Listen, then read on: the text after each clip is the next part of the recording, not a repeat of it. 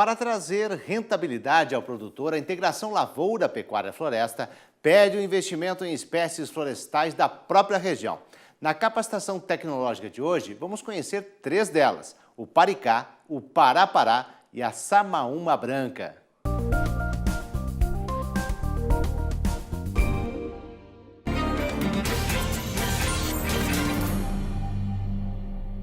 Olá, eu sou Ana Karina Salman, pesquisadora da Embrapa Rondônia, e hoje nós vamos falar sobre as principais características das espécies arbóreas visando a implantação de sistemas silvopastoris.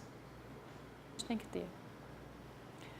Com relação à velocidade de crescimento, né? Então, eu já falei, é uma característica extremamente importante, né?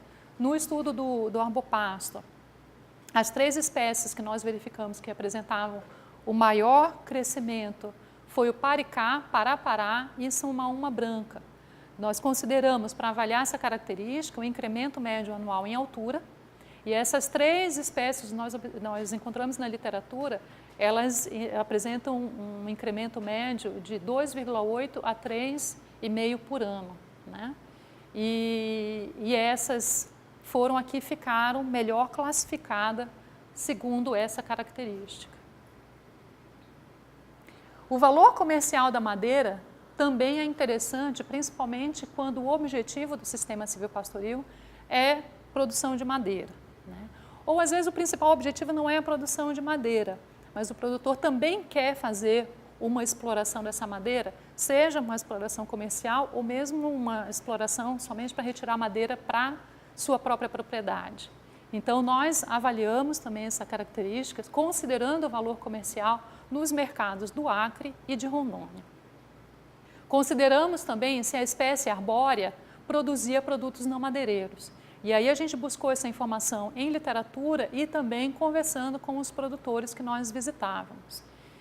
E aí algumas espécies realmente produzem frutos, né, no caso do cajá e da castanheira, que são comercializados e podem servir como uma renda extra para o produtor, né?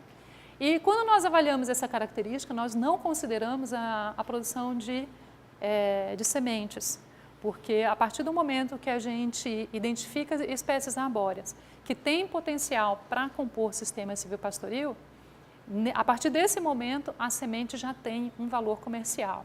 E aí todas as espécies produzem sementes com potencial e a gente não conseguia diferenciar uma da outra. Então, nós não consideramos produção de semente. A gente considerou como produtos não madeireiros a produção de fruto, ou a produção de alguma resina, ou a produção de algum outro produto que pudesse ser comercializado. Outra coisa que é bastante interessante quando a gente fala de espécie arbórea para compor sistema silvopastoril é a facilidade na produção de mudas. Então, de nada adianta da gente encontrar uma espécie arbórea, ela tem características desejáveis, só que a gente não consegue coletar semente, não consegue fazer muda. A gente tem que pensar na possibilidade de plantio, sempre pensar na possibilidade de plantio daquela espécie arbórea. Então, a facilidade de produção de mudas é uma característica que deve ser considerada e nós consideramos a disponibilidade de sementes, a dificuldade para quebra de dormência, dificuldade para a retirada das sementes dos frutos, se as sementes são recalcitrantes ou não, a sensibilidade das mudas ao excesso de água no viveiro e a susceptibilidade das mudas a pragas e doenças no viveiro. A gente consultou viveristas, né, tanto no Acre quanto em Rondônia, e a partir do que eles nos relataram, né, de características que dificultavam a produção de mudas no viveiro, a gente considerou e depois entrevistou tanto os viveristas quanto produtores também, para saber quais eram as espécies arbóreas nativas que poderiam apresentar alguma dificuldade de produção de mudas. Então, a partir todas essas características que nós avaliamos no projeto Arbopasto, né, e a gente foi dando notas, né, para essas características, para cada espécie. Então, no total, o que nós temos hoje disponível no Guia Herbopasto é a descrição, né, a caracterização e a classificação de 51 espécies arbóreas. Mas durante o nosso projeto, nós tínhamos uma lista com 80 espécies, né, que foram avaliadas tanto no Acre quanto em Rondônia. E aí nós tínhamos uma equipe, na nossa equipe tinha um mateiro, o mateiro fazia o reconhecimento das espécies que estavam na nossa lista, né, e nós íamos avaliando cada uma dessas espécies para cada uma dessas características e dando notas, né, de acordo com a característica que a árvore apresentava. E aí a soma dessas notas, né, elas compõem o que nós chamamos de índice de seleção arbórea. Né? E a partir dessa nota, nós classificamos as espécies arbóreas. Então, esse índice é um somatório, né, das 15 características que nós avaliamos, e nós demos pesos para essas características, considerando dois tipos de sistema silvopastoril. Sistema silvopastoril para oferecimento de serviço múltiplo ou sistema silvopastoril para a produção de madeira. Então, o índice, né, é um somatório, né, da nota que nós dávamos para cada uma das espécies que a gente avaliou e para cada uma das 15 características. E cada uma das características, né, recebia um peso, né, que nós chamamos de importância relativa, de acordo com a importância que aquela característica tinha, considerando o fornecimento de madeira ou de serviço múltiplo. Né. Então,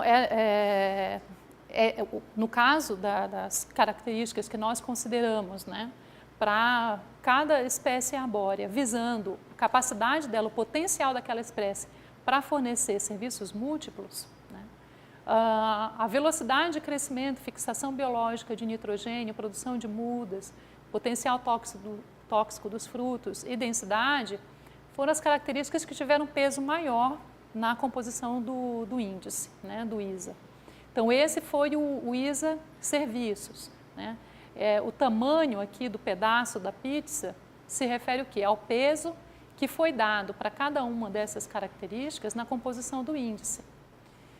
Nesse índice, por exemplo, as características que estavam relacionadas com produção de madeira, como qualidade do fuste, porte de árvore, fornecimento de produtos não madeireiros, valor comercial da madeira, eles tiveram uma importância menor, tiveram peso, uma importância relativa menor, né, na composição do índice. E no ISA madeira, né, a velocidade de crescimento ela foi importante e recebeu um peso grande, tanto no ISA da madeira quanto no ISA serviços. Mas aqui, ó, o valor comercial da madeira recebeu um peso maior. Produção de mudas também foi um peso maior.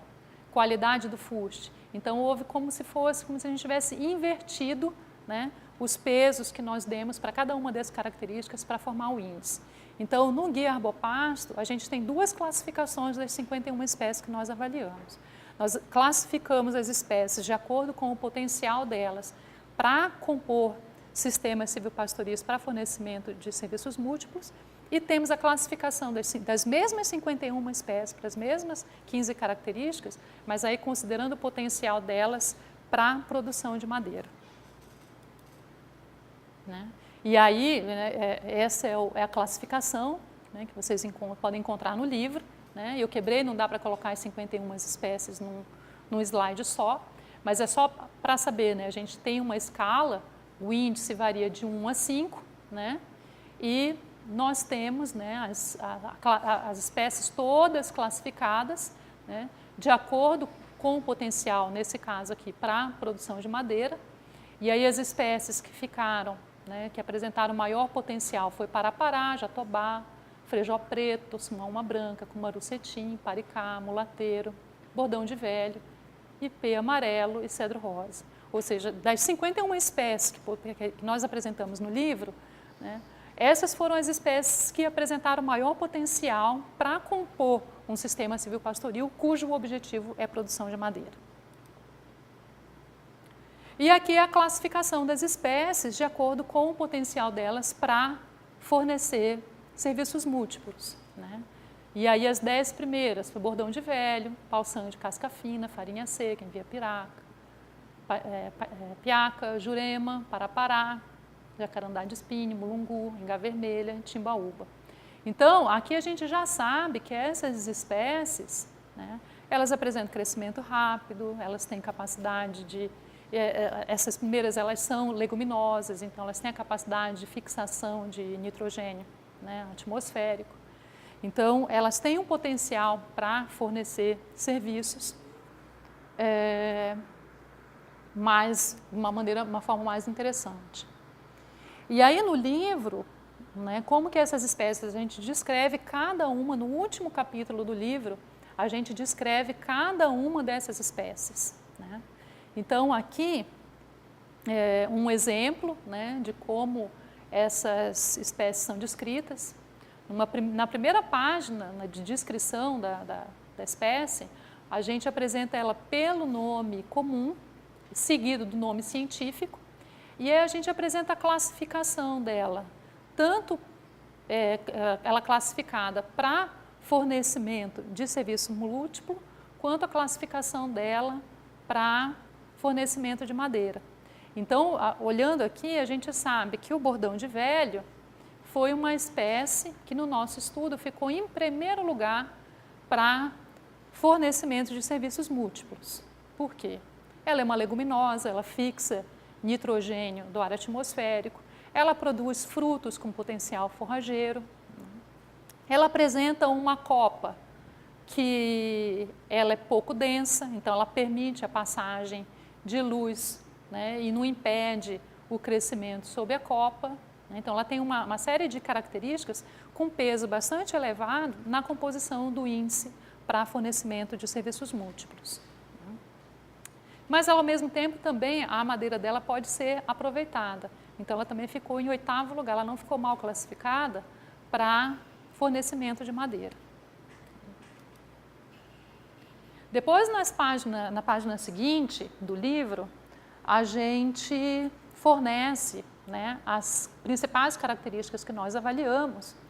E essa página seria os pontos fortes e pontos fracos da espécie arbórea. Então, a gente tem uma escala visual aqui, né, em que a bolinha vermelha significa péssimo, essa daqui ruim, regular, bom e ótimo, né? A bolinha azul é ótimo, a vermelha é péssimo. Então, quais são as características, né, que são mais interessantes para a arborização de pastagem relacionadas com essa espécie, né? Então, aqui, qual é o ponto fraco do bordão de velho? O ponto fraco é que ela não produz produtos não madeireiros com valor comercial. Então, isso foi um ponto fraco para ela, né? E o valor comercial da madeira dela é baixo. Então, são características, né, são os pontos fracos dessa espécie arbórea. Por outro lado, ela apresenta uma velocidade de crescimento rápido, ponto positivo, verde, né? Ela apresenta uma qualidade de fuste bom, né? Uma densidade de copa muito boa, né? E o porte das árvores, né? Ela tem um porte médio que não impede a passagem de luz. Então, esses são os pontos fortes e os pontos fracos dessa espécie arbórea. Em seguida, numa outra página, a gente dá as informações gerais para cada uma das espécies que nós avaliamos. Então, aqui, né, a gente apresenta os nomes científicos, a família a qual a espécie pertence, os sinônimos botânicos, outros nomes vulgares, né, as características morfológicas, ecológicas, a ocorrência natural. E aí, com relação à ocorrência natural, eu até vou fazer um parênteses aqui. Nós avaliamos essas espécies arbóreas no Acre e em Rondônia. Então, são espécies arbóreas nativas da Amazônia Ocidental, mas na literatura, o que nós observamos é que grande parte dessas espécies arbóreas, as 51 espécies que nós avaliamos, elas têm ocorrência no Brasil inteiro. Então, o guia, né, o livro que a gente publicou, ele não é de interesse somente para pecuaristas, técnicos e produtores da região amazônica, do bioma amazônico e especificamente da Amazônia Ocidental. Ele tem validade e ele apresenta informações que podem ser utilizadas por produtores e técnicos no Brasil inteiro. E, por fim, na última página, a gente apresenta outras características que nós também avaliamos a campo para cada uma das 51 espécies. A gente mediu a altura total da árvore, a altura do fuste, a altura da copa, a altura da base da copa, diâmetro da copa, a área e o diâmetro, a altura do peito. São características dendométricas. E a gente apresenta a média que nós encontramos e a amplitude. Em especial, com relação à área da copa, foi bastante importante para a gente ter essa informação, porque depois a gente conseguiu estimar, né, quais seriam os números, né, densidade de plantio para cada uma das espécies em área de pastagem, considerando a área da copa de cada uma das espécies que a gente avaliou. Né? E mais, a gente cita também a literatura que foi consultada para informações sobre onde a gente buscou informações sobre cada uma das espécies. Aqui é um outro exemplo, é o Pará-Pará. Né? O Pará-Pará foi a espécie arbórea que ficou em 6º lugar para fornecimento de serviço e em 1º lugar para fornecimento de madeira. Né? E a mesma coisa, né? A gente fez um apanhado, né, dos pontos fortes e pontos fracos para essa espécie arbórea, né? E com a escala visual. Então, aqui a gente pode verificar quais são os pontos fracos dessa espécie arbórea. Não fornecer produtos não madeireiros com valor comercial, não produz frutos que são consumidos pelos animais e ela não é uma fixadora de nitrogênio. Os pontos fortes é a forma da copa, a densidade da copa, regeneração natural e o valor comercial da madeira, que ela apresenta um valor comercial médio. E a velocidade de crescimento dela também, que é muito rápido. Né? E aí, uma página mostrando as fotos dela adulta em área de pastagem, dos frutos, né, das flores. Essa página com as fotos, né, que mostra a classificação e mostra as fotos também, é para auxiliar no reconhecimento dessa árvore em área de pastagem. Né? Aí a página com informações gerais. Eu esqueci de falar, mas a gente também, o que a gente encontrou de informação para dar dica para a produção de muda, a gente também apresenta nessa página aqui de informações gerais. Né? E aí um quadro, né, com as características dendométricas. Né? E aí quais são as considerações que eu faço, né, com relação às características, né, das espécies arbóreas para compor o sistema silvopastoril. Então, a gente sabe que os sistemas silvopastoris, eles são uma alternativa para aumento de emprego e de renda no campo, né? Favorece a adequação ambiental da propriedade, mas a gente precisa ter muito cuidado quando a gente vai selecionar as espécies que são mais adequadas, considerando as condições ecológicas, né? E considerando também, principalmente, o objetivo da formação desses sistemas. Então, a nossa ideia realmente é trazer e responder um pouco dessas perguntas e trazer um pouco de informação sobre essas questões que estão presentes no Guia Herbopasto, né? Que podem ser adquiridas na livraria da Embrapa. Mais informações vocês podem encontrar no site da livraria da Embrapa, onde vocês podem adquirir e fazer pedido do Guia Herbopasto. Muito obrigada.